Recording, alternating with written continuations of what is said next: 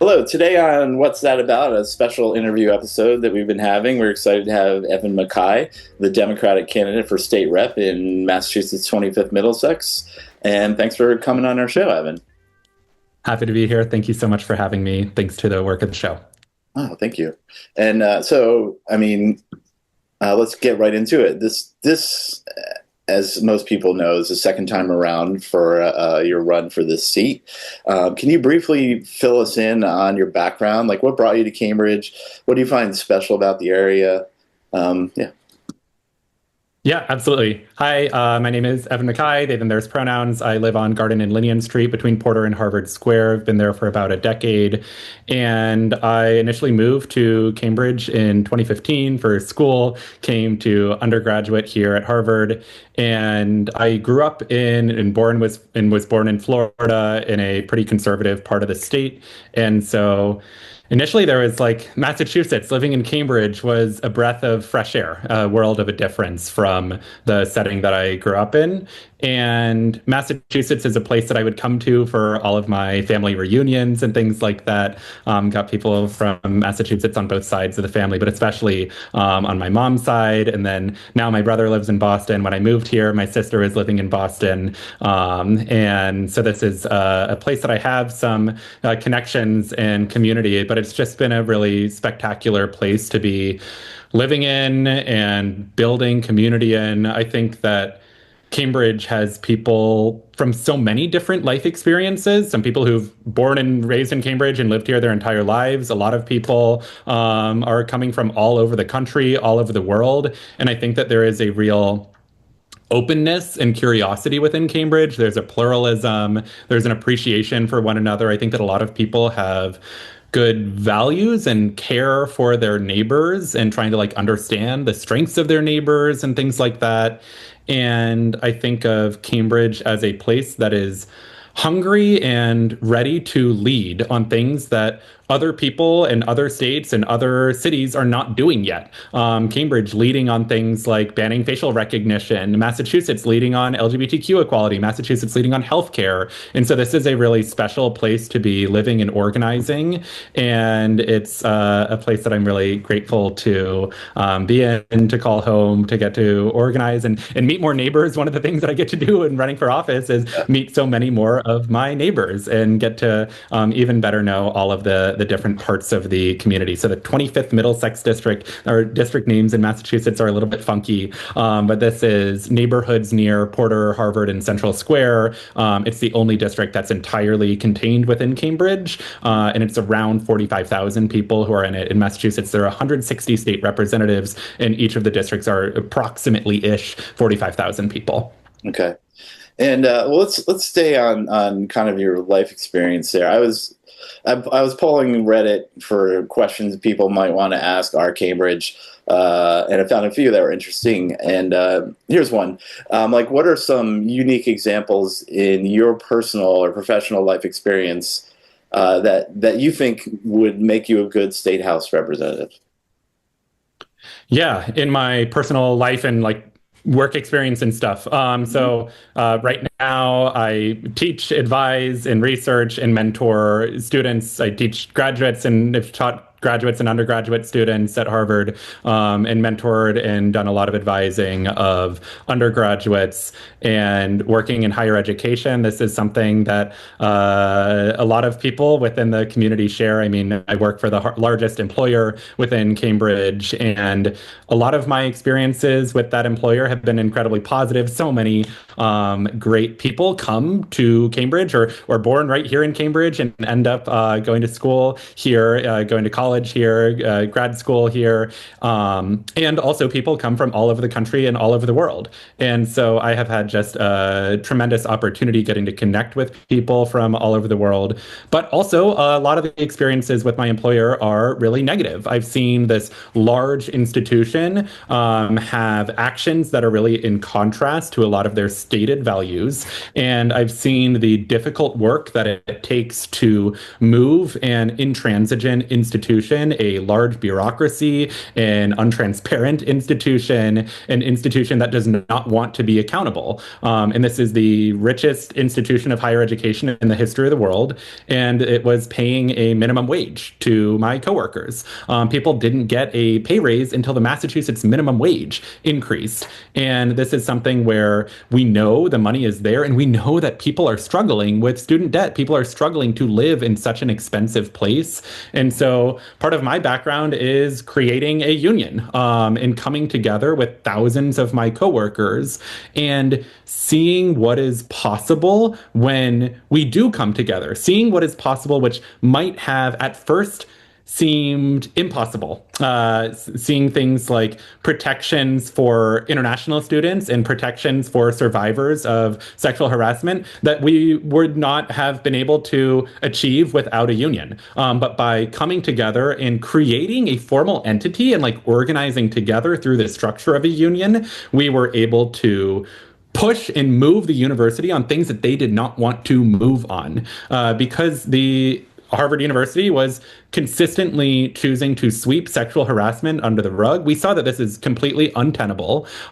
We saw that the institution was choosing the side of powerful professors who were sexually harassing people. And we saw that women and people of color were being pushed out of their workplace, pushed out of education. And it was going to be like so difficult to stand up to that just one person at a time. And sometimes people's coworkers did have their back, but there wasn't an organized structure having people's back as they're trying to negotiate for a pay raise, as they're trying to negotiate for better health care or like vacation time, the ability to have medical leave or family leave, start a family, grow a family. These were things that were possible by coming together and having a fighting union. And so that is one of the things that I'm really proud of, to have helped create the Harvard Graduate Students Union, to serve as president of the union, to help organize and vote yes for the postdocs, non-tenure track faculty and lecturers to create a union.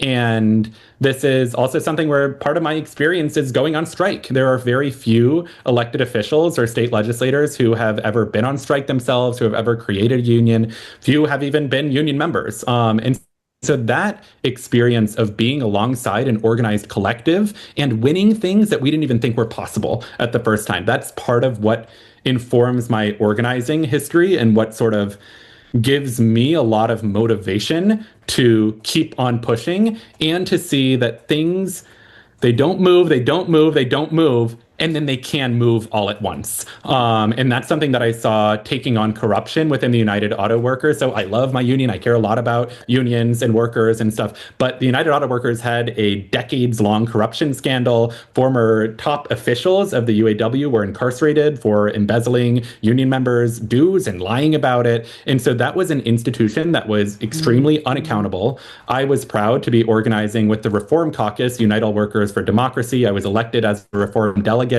And so part of my experience includes taking on corruption in a really intransigent body. The people who benefit from corruption, they didn't even want to be able to listen to, or like have to listen to, the reform delegates. So when we would try and speak at the microphone, they would try to not even acknowledge us and stuff like that. And the entire, like a big majority of the room is opposed to our efforts of corruption. But we were able to appeal to the broad base of UAW members and take on that entrenched clique that was benefiting from the status quo. So my background as an anti-corruption organizer is something that I think is going to be really important on Beacon Hill as we think about the status quo there and what needs to change in order to have a government and a state legislature that is functional and accountable and working on behalf of ordinary people. Well, let's stay on that for a second. I mean, you've talked extensively about improving transparency and accountability on Beacon Hill. I mean, God knows, I helped put together a forum just on transparency and accountability that you participated in. In those kinds of areas and other positions where your stance is going to differ dramatically with a very powerful speaker, how will you how will you decide whether to push those priorities without getting buried on the back bench? Like other elected officials have said happened to him, including Will Brownsberger when he's in the House. He said, he fought too hard and got like put in like a windowless room up in the attic or something like that. How can you push your agenda without getting sidelined? Yeah. Something that I have learned from every bit of successful organizing that I have been a part of is that we are able to win so much more when we work together and when people are seeing themselves within the organizing and seeing that their participation is respected and valued and impactful to getting where we want to go. And so as I think about the state legislature, if I am doing something that is not supported by the broad base of everyday people within Massachusetts, it probably wouldn't get that far. So the things that I am particularly focused about are things where ordinary people in Massachusetts want to have something, and the small group of politicians from state house leadership, their big time donors, and the lobbyists that are empowered within the status quo don't want that. So when ordinary people want to have like climate action, state house leadership last year advanced a climate rollback bill. Ordinary people want to have immigration justice. Right now, Massachusetts is the only blue state that has a voluntary collaboration agreement with ICE. Ordinary people want to tax the rich to invest in education and transportation. State house leadership and their donors certainly do not want to have a progressive tax code. And so as I think about what is necessary on Beacon Hill, it's to be in alignment with the popular movements to have government fighting for the 99%. So if there were, it is not my perspective that it would be effective to be fighting alone on something without the backing of any movement. And it is my commitment that my goal is not to have a really nice office somewhere on Beacon Hill. Like, that's not interesting to me. And that is not what drives me to do any of this. It is not my goal to have the nicest parking space or like the biggest stipend on Beacon Hill or something. I want to have a state legislature that is effective and accountable. And I really think that there is a world of a difference between what is possible in Massachusetts when there are so many good people who care about our neighbors and who care about democracy and government, and then what is happening on Beacon Hill. Massachusetts could be a role model for democracy. Beacon Hill does the opposite of that. Massachusetts could be presenting a positive counterexample to the Trump administration, but Beacon Hill is more focused on fighting things like transparency and accountability, fighting the audit of the legislature, than they are in delivering on the affordability crisis and standing up to the Trump administration. They're passing the fewest bills of all 50 states. So I am focused on being effective on Beacon Hill. And that means that we need to have legislators who are aligned with ordinary people who are not themselves on Beacon Hill. Ordinary people, we're supposed to elect people to go to the state capitol on Beacon Hill and fight for us.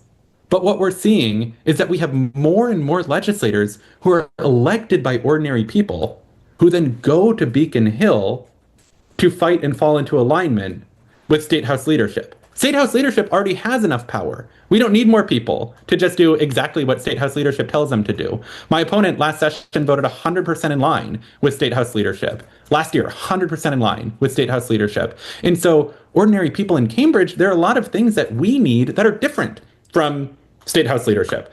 State house leadership has like a lot of connections with the most powerful donors and the people who profit from the housing crisis, the healthcare crisis, people who profit from Massachusetts residents paying some of the highest utility bills in the entire country. And so they already have so much power. It's the ordinary people, the working class, the 99%. This is who doesn't have enough power on Beacon Hill. And so I am not willing to cast aside the people who put their trust in me to go to Beacon Hill to fight for them. I'm not willing to throw them aside in order to try and get a nicer office on Beacon Hill. And I think that we will be most effective when we are aligned together, when the work that I am doing and that my office is doing is aligned with the demands of the vast majority of people within Massachusetts who believe that Massachusetts should not be dead last in government transparency, who believe that Massachusetts should not be passing the fewest number of bills of all 50 states.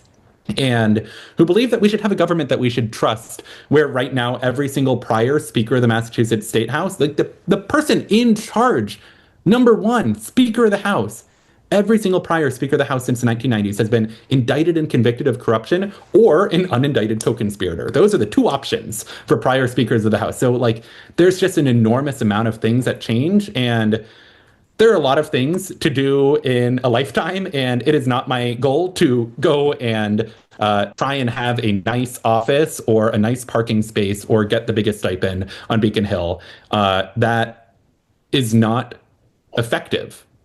That is not delivering for ordinary people, because that is being part of this broken status quo that passes the fewest bills of all 50 states, while ordinary people are struggling with the high cost of utility bills, the high cost of housing. It's really awful. People are having to spend so much of their money just to try and live and remain in the place that they call home. We have people who cannot start a family or grow a family. I really care a lot about reproductive justice. And so that includes things like abortion rights, but it also includes the ability for people to start a family and grow a family and raise a family in a safe environment.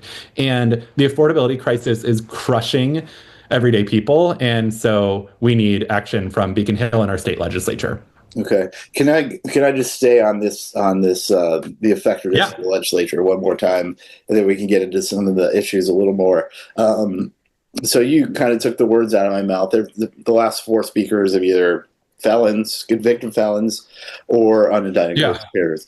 And often the legislature is passing bills that are counter to what people are calling for: better public transportation. The energy, the giveaways to the energy companies that they just passed. There seems like there's something about the system that encourages that corruption and not just corruption, but this. I mean, I guess you can call it corruption.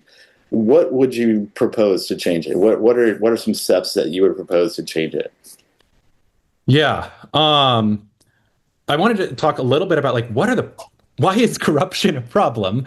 That it means that there is a small handful of people who are looking out for themselves, their own power, and their own insiders at the expense of all of us. In our state budget, like the power and resources that these people have, they should be that power should be used on behalf of all of the people in Massachusetts. Corruption means that they are using their power for themselves, for their family, their extended family. They're using that power for their lobbyists, for their donors. And that type of corruption means that ordinary people are still struggling with the cost of living and the crisis of affordability. And the donors and the people on the inside, the clique, they get richer and richer and richer. Like the levels of economic inequality are massive within Massachusetts. This is one of the wealthiest states in the country, but it is also one of the least equal states within the country. Our state government should be working to remedy that inequality, not exacerbating it.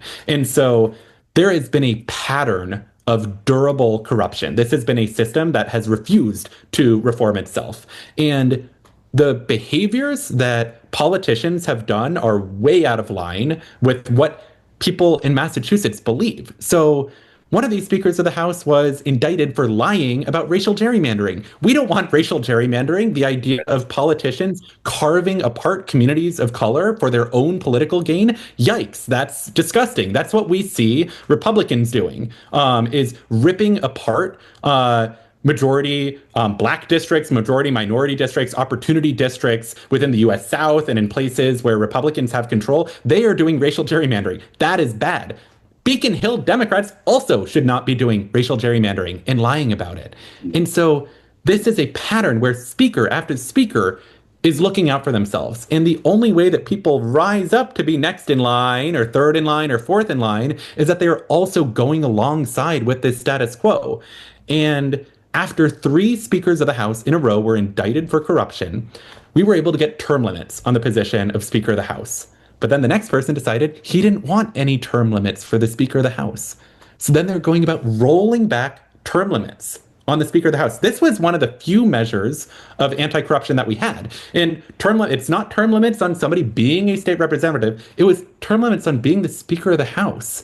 And voters could still decide that they want that person to go to Beacon Hill to be their representative for their neighborhoods. That was perfectly legal, but that person would not be number one after their term limits. But then the next person decided he didn't want any term limits, and so they went about rolling back term limits on the Speaker of the House. And this is something where I've been very disappointed, where my opponent she voted to repeal the term limits on the Speaker of the House, and then she has also voted to, and like refused to support efforts to return term limits for Speaker of the House. So term limits on the Speaker would be a helpful thing. We want to have a lot more financial disclosures of politicians and their outside external income. That would be a huge thing to see who are Beacon Hill politicians representing. Is it the people from their districts, or are there conflicts of interest? We need to have a lot more openness about conflicts of interest. And to me, openness about conflicts of interest means that ordinary residents would be able to see the conflicts of interest that their politicians and state legislators have, not just somebody else within Beacon Hill who gets communicated the conflicts of interest. We need to have things like more public votes. Transparency is really important within this, such that we are able to hold our elected officials accountable. We need things like stipend reform. This has been a big issue on Beacon Hill, where the Boston Globe did an expose that a bunch of the committees of the state legislature have never met. They've never considered any legislation, but they do get paid to be on them. And this is something where I would talk with neighbors in Cambridge about this, and some of the neighbors would say, "How do I get on one of those fake committees? I want a job that I get paid to be on, where I don't have to show receipts for my work, where I don't have to have a product at the end to say this is the good legislation that we are advancing within this committee." And so only the handpicked insiders from State House leadership were able to get those stipends. And so we need things like stipend reform. That's something that I am very supportive of. My opponent voted to increase the stipends and increase the quantity of the stipended positions, because right now Massachusetts is the only state in the country where a majority of the legislators are receiving these stipend bonuses. And so it means that the Speaker of the House, one individual, is able to control the pay of a majority of the chamber.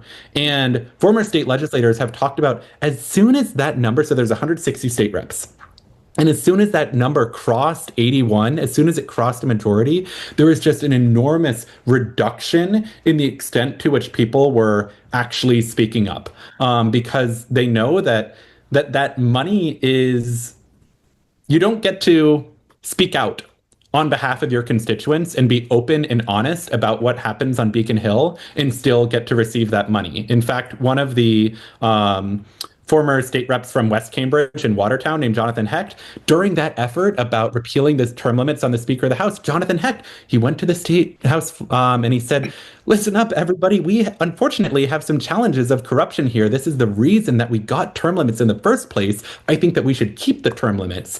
And they retaliated against him. They took away I think it was a vice chairmanship on the Committee on Elder Affairs. And it didn't matter that Jonathan Hecht cared very deeply about the issues affecting elders and senior citizens within the community. He had done all of his homework to know what needed to be advanced there. This was not a decision that was made with the interest of any elders, any senior citizens, any people in Massachusetts in mind. This was a decision that was made by State House leadership on behalf of the power, and just a culture of nobody being able to speak out is really damaging. And so there are some things that need to change on Beacon Hill that are like rules of the legislature. And then we need to do things like follow the rules of the legislature, because they made promises. They did improve the rules of the legislature in terms of words on a page, but the Globe and many other sources have demonstrated that they're still killing bills without public votes. They call it the bloodless murder of legislation. And so we need to change the rules. We need to follow the rules. We also need a lot of culture change, and we need to have honesty and openness be valued and respected on Beacon Hill. And right now, those things are not valued. Falling in line with State House leadership, that is what is incentivized. And I think that we need to have a lot more people, ordinary people within Massachusetts, demanding honesty and accountability and openness from all of our state legislators throughout the state. And so I want to be using my position to sort of force the question on some of these important issues that demonstrate the enormous divergence between ordinary people in Massachusetts and what is happening on Beacon Hill. And so questions about like the audit of the legislature, questions about should votes be public? Should we be able to see what our state legislators are doing behind closed doors? Should they be getting paid for committees that never meet, that don't consider any legislation? These are things that I want to be using the position of state representative to provide more resources and support for every single person in Massachusetts to be able to hold all of our elected officials accountable. Okay. And the budget bill is coming up, the omnibus bill, Mhm. or that was just voted on. There was, I believe, 133 different issues in that one bill. That Yeah. so one vote was for all those 133 issues. There's no way to break down how what person Yep. voted on what specific issue. Do you support this kind of bundling, or what is there something that you would propose to do differently, especially at these end of year rapid fire panicky votes?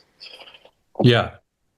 Our legislature does not have the habit or memory of how to just pass basic bills. There's some things we have this is Massachusetts. There is a Democratic trifecta. There are Democratic supermajorities. There have been Democratic supermajorities. And there are so many basic pieces of policy that every other Democratic state has already done that we cannot get through the Massachusetts state legislature. We have things that are in the Massachusetts Democratic Party platform. We have the party platform is good. There's like a lot of great stuff there. Yeah. And we can't get those things through the Democratic controlled state legislature. And they could just pass a lot of these laws, take a bill and maybe mark it up, see if there's any things that need to change about it, and then just pass it. Pass the bill. This is how so many other states operate. In Massachusetts, they would rather not pass the bill. And what does it have to do with? It has to do with the centralization of power within state house leadership. And it has to do with their desire to be able to obscure what they are doing. So what does this have to do with the centralization of power within state house leadership?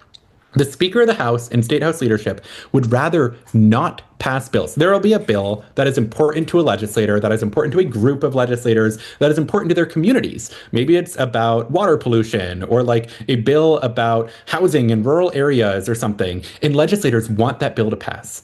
And then that bill will get all the way up, 90% of the way there, and then it'll be put on ice. And then state house leadership will refuse to pass that bill because they know that it is important to legislators and their districts. So they will hold those legislators and all of their constituents hostage by not passing this bill. Because what if they just pass the bills? Then they wouldn't be holding that over these legislators.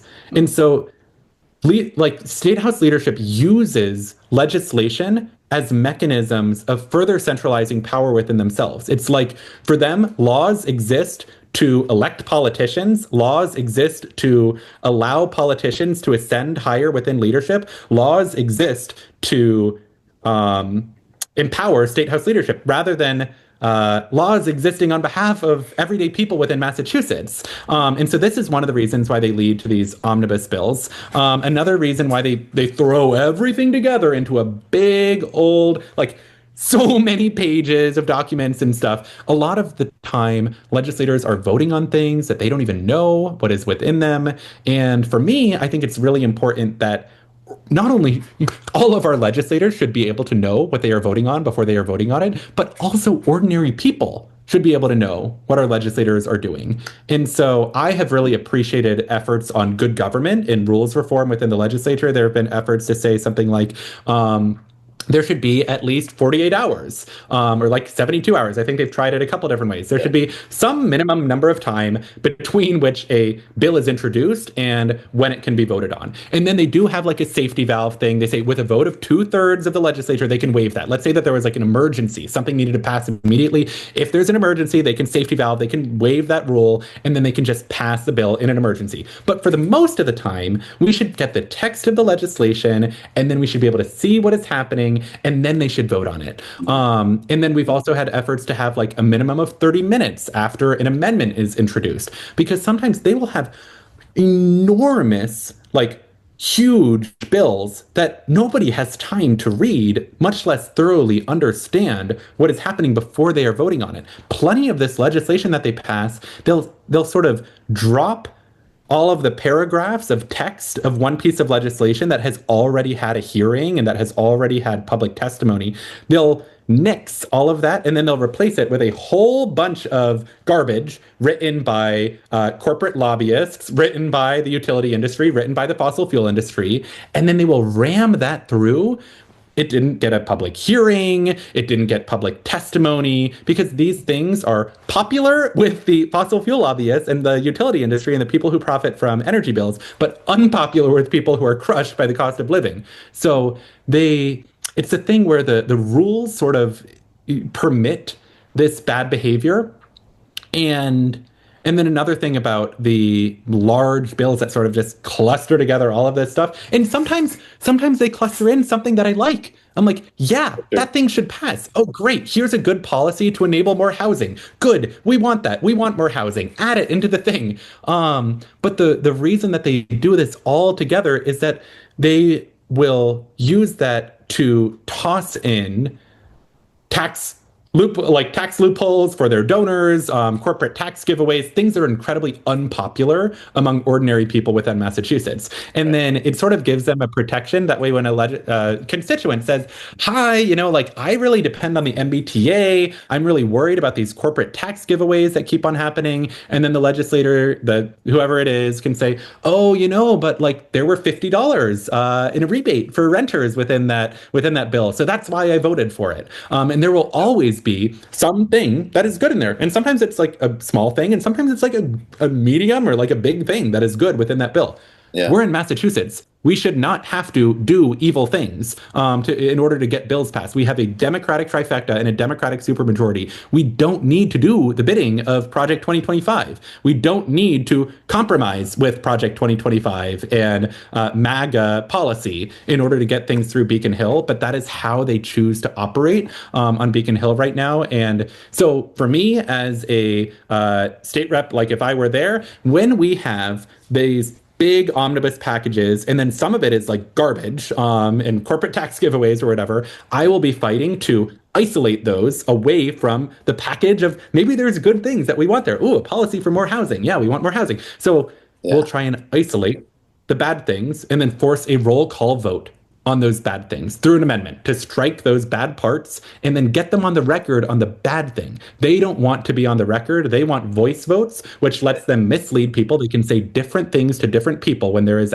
without a record. So they can say one thing to their district. If you see your state representative at the grocery store and you say, how did you vote on this thing? They can say anything to you because there's not like a record if there's a voice vote. We want roll call votes, which means that there is a single record. And so they can't say one thing to their district and another thing to their donors, or tell different neighborhoods or different people within the same neighborhood different things. We just want a single objective record to say, this is what happened, this is who supported it, this is who didn't support it. And I think that it's like totally, I understand the impulse that legislators have against transparency, because it's just easier for them. It's easier for them if they don't have to explain the votes that they do.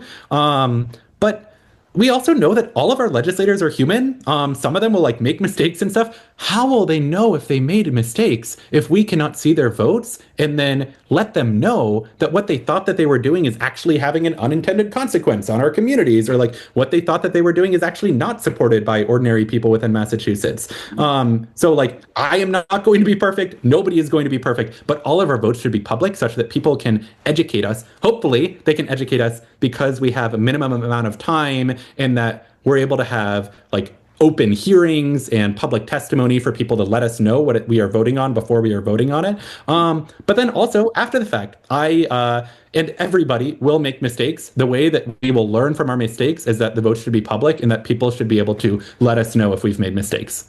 Okay. There you go. Well, let's let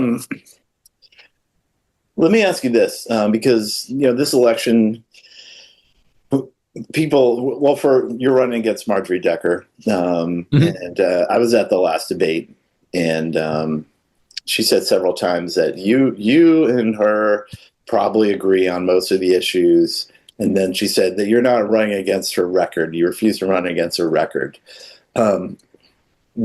What do you bring to the table for people of the 25th Middlesex that Marjorie Decker doesn't? And how do you respond to her saying, "Oh, we agree on all the stuff, and you're not running against what she does." Yeah. So the 45,000 people within any single state rep district only get one state representative. It's not like the Cambridge City Council where there's 9 of them or the school committee or something like that. We only get one state representative.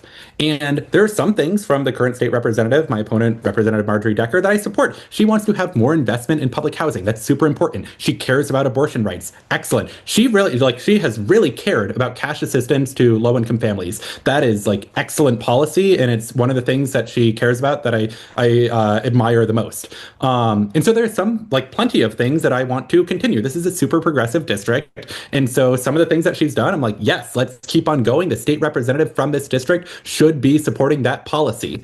And then there are a lot of other times, though, when Representative Decker abandons the progressive values of this district, including on things that this district has instructed her to do in support of aligning with State House leadership. And so when she is voting 100% in line with the Speaker of the House, it leaves a lot of questions of like, where is the representative for this district? What about mid-Cambridge? What about Riverside? What about neighborhoods near Porter Square and Baldwin and stuff? This district needs a representative to do what is right for the district, not just what is preferred by State House leadership and their corporate donors. And so there are some things from Representative Decker that I want to continue. And yeah, she, in the last debate, she said like, oh, my opponent has like a lot of concerns with State House leadership. It's true. I have a lot of concerns with State House leadership. But I also have a lot of concerns with Representative Marjorie Decker and the votes that she has taken in support of the status quo, the votes that she has taken to roll back and restrict the right to shelter. This is something where, in her words, she has supported the right to shelter, but then she voted right alongside with the Speaker of the House to put caps and time limits and really roll back one of the foundational things that Massachusetts has led on, which is the right to shelter. Or like 94% of our district instructed her to support public committee votes. And we had to do a non-binding ballot question because Representative Decker had repeatedly voted against public committee votes. And so that was an issue where we thought that there was a big distinction between where normal people were and where our state legislators were. And Representative Decker was not moved by lobbying efforts from good government advocates. People call her office, go to Beacon Hill and say, we think that we should be able to see how all of our state representatives are voting in committee. And that is something that she was not movable on. And one of the nice things about, there are a lot of good things about Massachusetts government and how the state operates is that we are allowed to do local policy non-binding ballot questions. And so in 2022, some of our neighbors collected enough signatures to put this on the ballot. Shall the state representative from this district be instructed to support public committee votes? And 94% of our district said, yes, we should be able to see this. Now, I think for any elected official to see 94% of your district instruct you to do one thing and you're doing the opposite thing, I think that should be a big moment of reflection.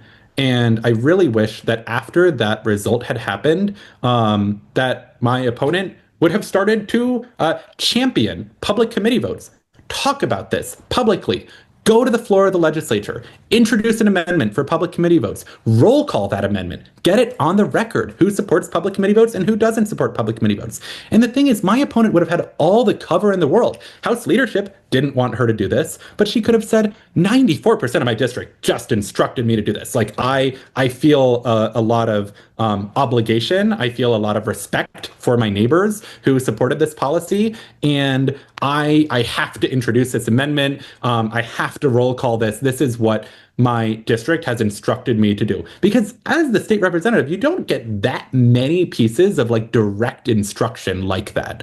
And also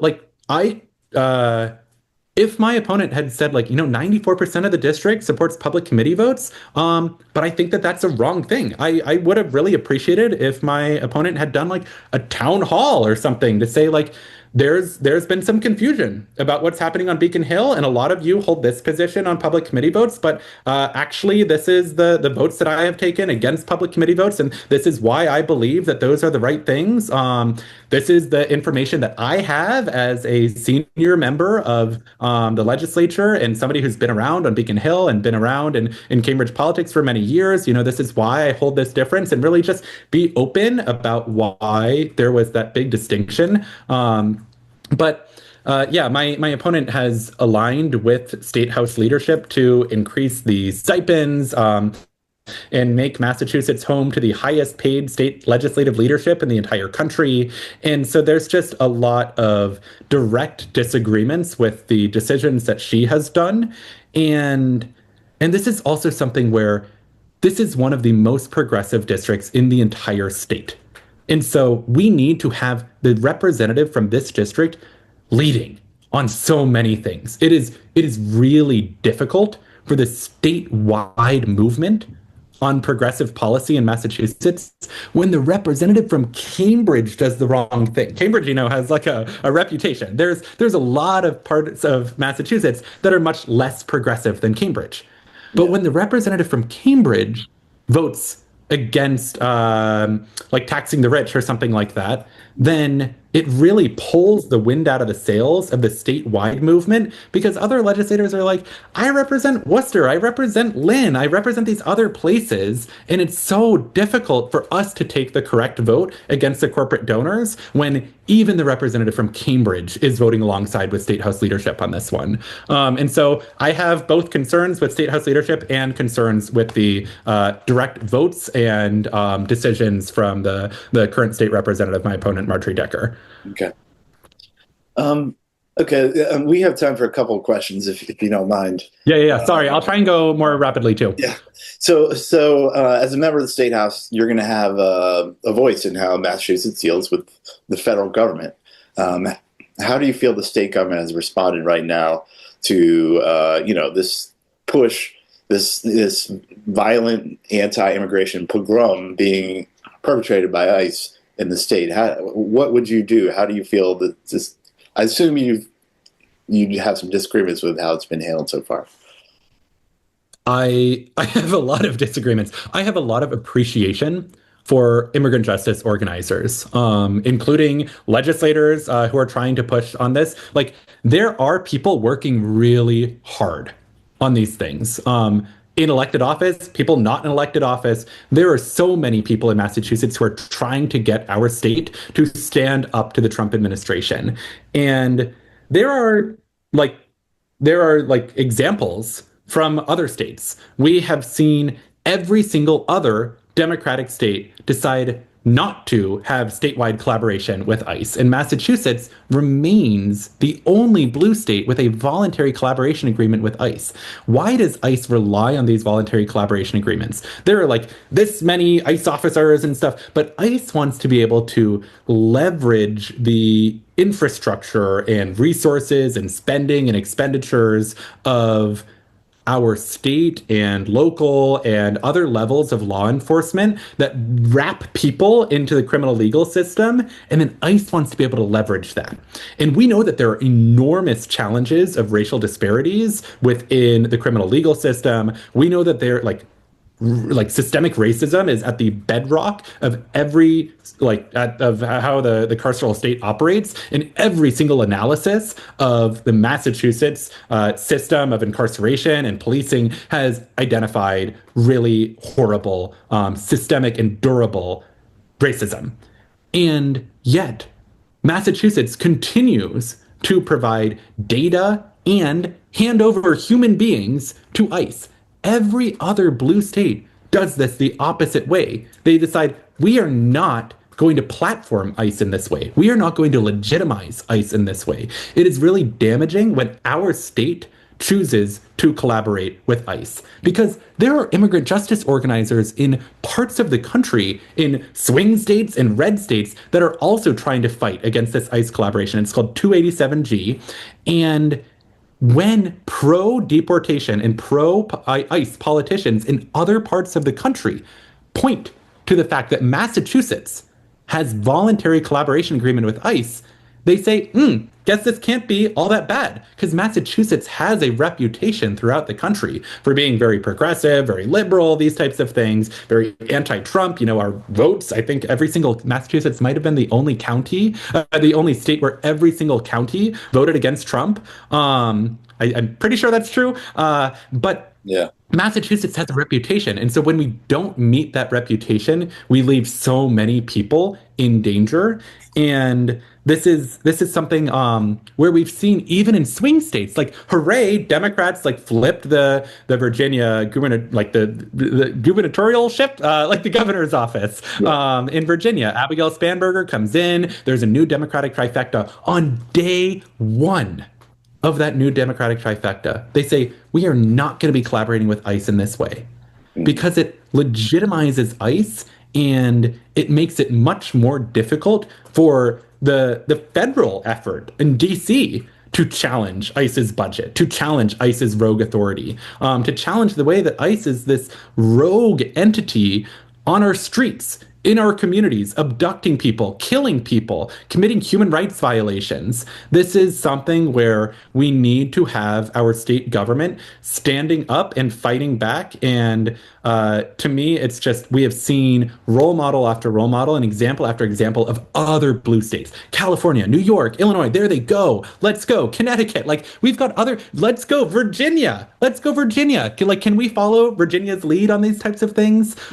So there's just a way where the dysfunction from state house leadership is really damaging for people within Massachusetts and our values and fighting against fascism.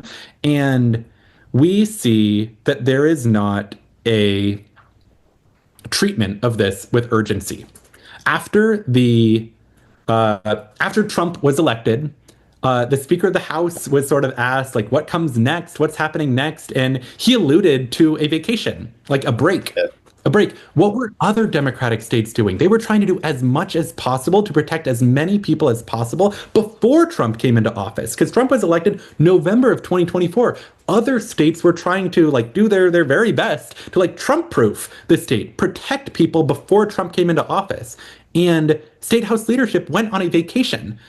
This is what the speaker alluded to. And my current state representative, Marjorie Decker, led that effort to the Caribbean with the rest of state house leadership on a trip to Cuba that was funded by these corporate donors, funded by developers, funded by the ultra wealthy. And so why does state house leadership refuse to fight for ordinary people is that their vacations, their trips, their travels to the Caribbean and stuff are funded by these corporate interests and special interests rather than ordinary people. And so we need to have a state legislature that can stand up and fight back, and we need to abolish ICE. Well said. On the note of lack of urgency in the state house, and maybe we can kind of finish on this topic. Recently, everyone knows, you don't need studies, but it's shown that the lower middle class can't afford to live in Massachusetts. They're leaving. Yeah, I would probably because they can't afford housing, they can't afford the cost of living. Do you have proposals for any specific state policies, or there are policies you support on a state level that you think can address this problem and with a sense of urgency? Yeah, the housing crisis is one of the biggest challenges for ordinary people in Massachusetts right now. Low and middle income people are disproportionately leaving the state because it is so expensive to live here. They did a lot of fear mongering that if we taxed income beyond $1 million and all the ultra wealthy would leave, but it is the working class people who cannot afford to live here. And so for me, we really need more housing throughout our state. Just mathematically, every single analysis has showed that there are so many more people who want to live in Massachusetts. Massachusetts is a wonderful place. People want to live here.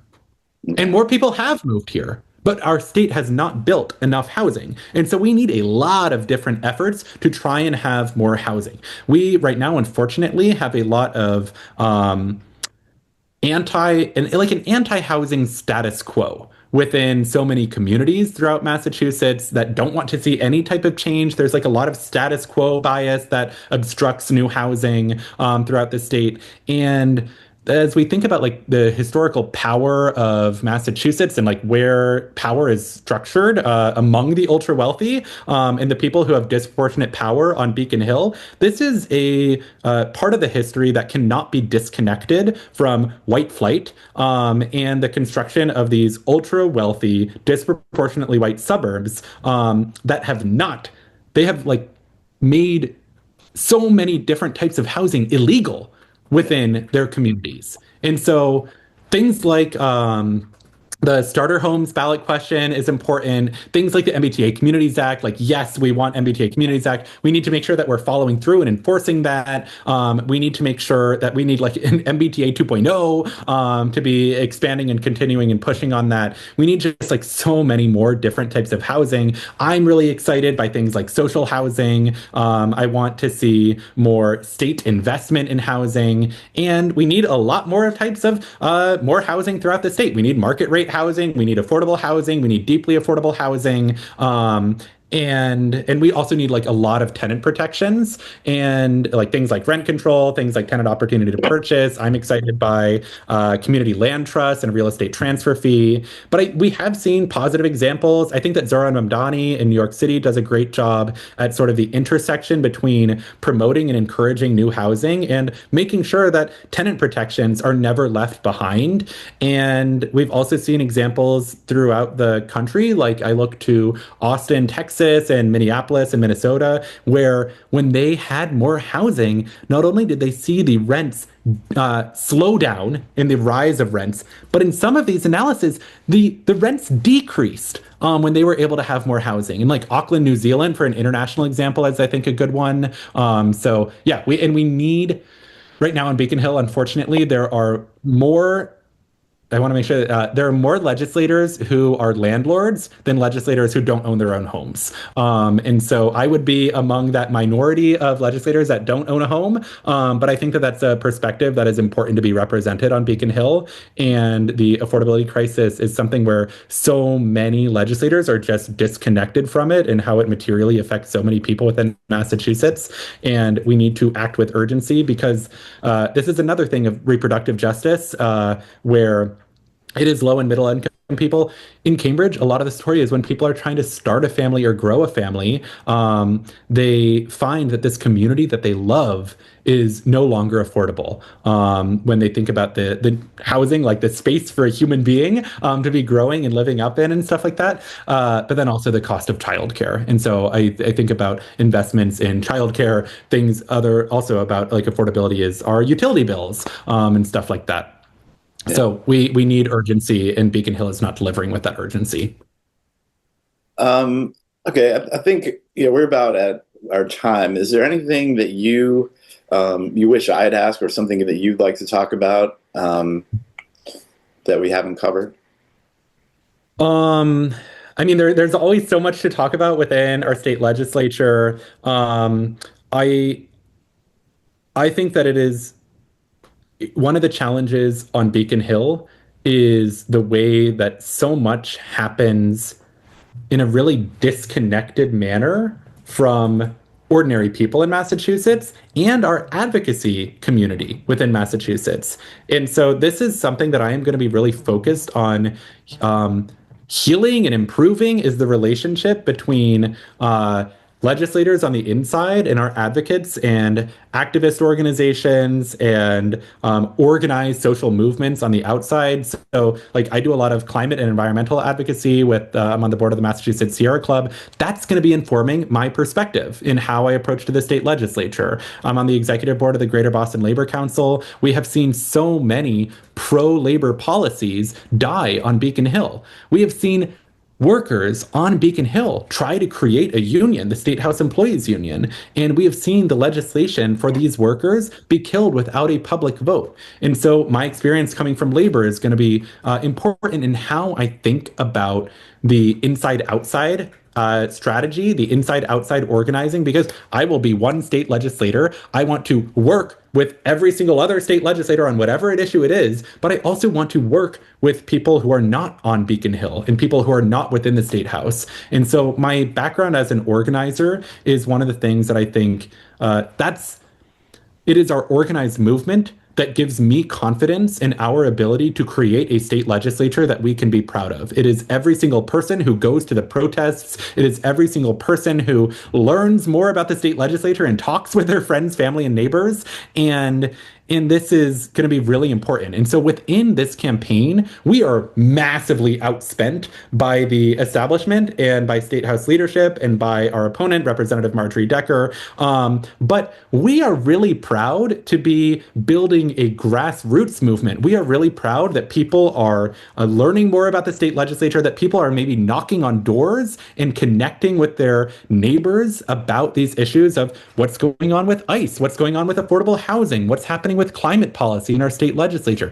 People are meeting their neighbors. We are talking together. Why hasn't the audit happened on Beacon Hill? And so we are building a movement. And so it's not just one person going to Beacon Hill. It is building our movement. And so my commitment is to be continuing to build our movement from the position of the state representative, to be in alignment with our movement, to be supporting all of these efforts, but with a different position.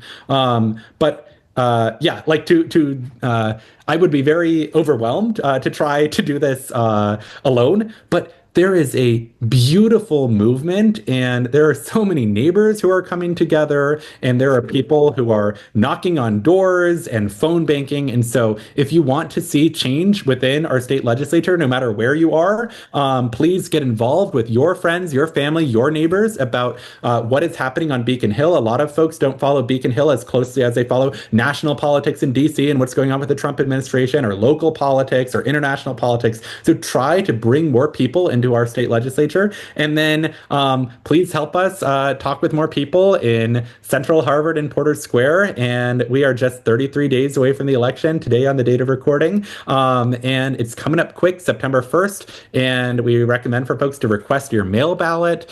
September 1st is a crazy busy time of year. A lot of people might be moving or helping their friends move. A lot of people might be getting ready for back to school for their children or for their loved ones. And so we recommend people to consider whether a mail ballot is a good option for you, whether in-person early voting is a good option for you. And it is not an accident that our state legislature chooses to hold our state primaries on September 1st, which is an incredibly difficult time for so many people. And so in the ways that they do not want you to be voting, we need to work extra hard to make sure that low propensity voters are engaged in this process. That's low income people, that's renters, that's young people, that's disabled people, that's people of color, that's people who are not listened to by the status quo. That is who we are trying to engage, and everybody coming together to have a state legislature that we can be proud of. So I'm really grateful for your time and grateful for everybody watching and listening. Well, thank you. Yeah, and college students, don't forget them. They are low propensity. Yes, students of all different types. Yeah, for real. It's a huge deal. Mm-hmm. Thank you. Well, thank you, Evan MacKay, for being our guest. You stole a little of my thunder here because I was going to say, don't forget to vote in the primary on September 1st. Vote. Which that's only the primary, but it's the only one that matters in Cambridge. So if you wait till the general election, that seat is going to be decided. If you aren't registered already, I think you can still have time to register, and you can find all the information on how to vote at CambridgeMA.gov. Thanks again, Evan. I really appreciate you coming on and spending your valuable time, maybe helping educate a few voters. Really grateful for your time and for more conversations about this. I think that one of the whole goals of the campaign is to try to get more people thinking about our state legislature and what is happening on Beacon Hill. And so really grateful for you using your platform to help more people learn and all of us coming together. So thank you.